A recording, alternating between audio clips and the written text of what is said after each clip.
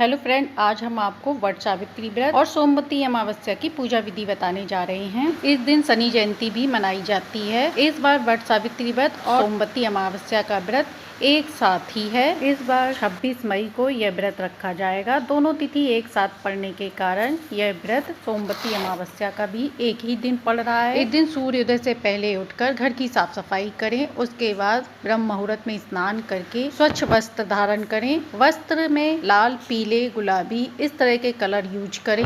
इसके बाद जिस स्थान पर आप पूजा करने वाले हैं उस स्थान को अच्छे से गोबर से या गेरू से लीप लें। इसके बाद चावल के आटे से या आटे से भी चौक पूड़ लें। और यदि घर पे पूजा कर रहे हैं तो वट वृक्ष की एक टहनी को पहले से ही मंगा लें। उस दिन वट के पत्ते या पेड़ नहीं तोड़ने चाहिए, तो इस बात का ध्यान रखना चाहिए। और उसे किसी गमले में लगाकर पूजा स्थान पे रख के वहीं पे पूजन करें, या फिर आप बरगद के पेड़ के पास जाके भी पूजन कर सकते हैं। इसके बाद लकड़ी की चौकी स्थापित करें और चौकी पे लाल या पीला वस्त्र बिछाएं। उसके बाद गौरी गणेश की स्थापना करें। एक सुपारी पे कलावा लपेट के गणेश जी बना लें और गौरी जी बनाने के लिए हल्दी की गांठ का भी उपयोग कर सकते हैं। उसके बाद एक मिट्टी का कलश लें, उसमें जल भरें, ऊपर से पंच पल्लव लगाएं और उसके ऊपर एक कटोरी रखें। कटोरी के ऊपर काले तिल रखें। कलश में एक हल्दी का टुकड़ा और एक कावी डाल दें। साथ ही एक सुपारी भी डाल सकते हैं। यदि बाहर जाते हैं तो जल का लोटा लेके जाते हैं, क्योंकि कलश ले जाना पॉसिबल नहीं होता है और भी सामान रहता है। इसके बाद हाथ में पुष्प और अक्षत लेके सभी देवी देवताओं का आवाहन करें कि वो पूजा में आए और विराजमान हों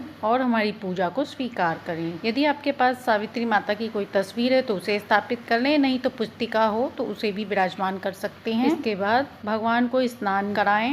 बलदेव को भी पूजन से पहले जल अर्पण करें थोड़ा सा। इसके बाद गौरी गणेश को तिलक करें। उसके बाद बल देवता को तिलक करें और फिर जो पुस्तक रखी हो सावित्री माता की उनको भी तिलक करें। पुस्तक में यमराज जी, सावित्री माता, ब्रह्मा जी सभी बने होते हैं। सभी को पुष्प चढ़ाएं और तिलक करें। यह व्रत अखंड सौभाग्यवती रहने के लिए किया जाता है। और यदि बड़ वृक्ष में पूजन कर रहे हैं तो बड़ वृक्ष में भी ऐसे ही करना है। वहाँ भी गौरी गणेश की स्थापना करने के बाद ही बड़ बाबा हैं उन्हें जल अर्पण करें। उसके बाद कच्चे दूध से सींचें। फल, फूल, मिठाई, पुए का भोग लगाएं। साथ ही खड़े चने चढ़ाएं। ऐप्पन बना के ले जाएं, उसकी भी छींटा लगाएं। उसी से सावित्री माता की चित्र बनाकर पूजन करें। पूजन सामग्री में सुहाग की सामग्री लें और अपने भी अच्छे से तैयार होकर पूजन करने जाएं। पूजन में मौली का धागा भी जरूर लिया जाता है या कच्चा सूत लें। उसके बाद पूजन करने के बाद कच्चे सूत से 7, 11, 21 जितनी परिक्रमा लगा सकते, 108 भी लगा सकते हैं। धागा लपेटते हुए अपनी कामना पूर्ति करते हुए परिक्रमा लगाएं। उसके बाद कथा कहानी सुने।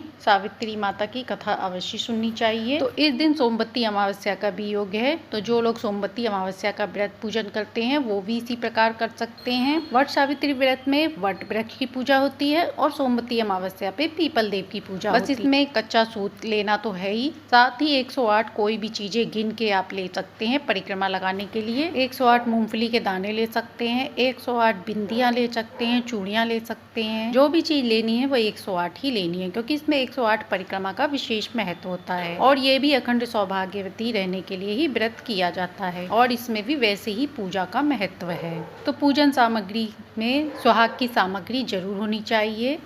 सारी चीजों को पीपल के वृक्ष के पास ले जाके गौरी गणेश की स्थापना करने के बाद पीपल में जल अर्पण करें। साथ ही फल, फूल, मिठाई, नैवेद्य का भोग अर्पण करें। सुहाग की सामग्री अर्पण करें और 108 परिक्रमा लगाने के लिए सामग्री ले लें और कच्चे सूत से पीपल को लपेटते हुए परिक्रमा लगाएं।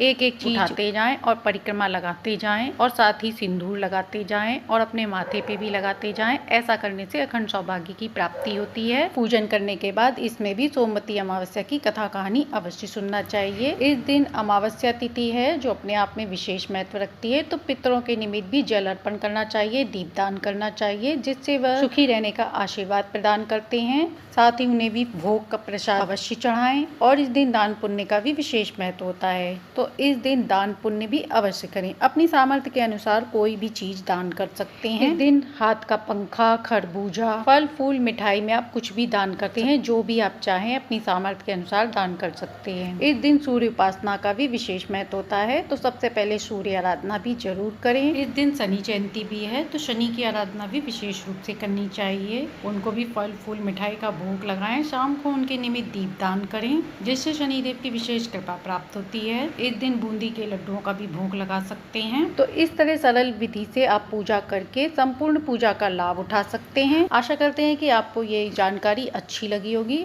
यदि जानकारी अच्छी लगी हो तो लाइक एंड सब्सक्राइब करें।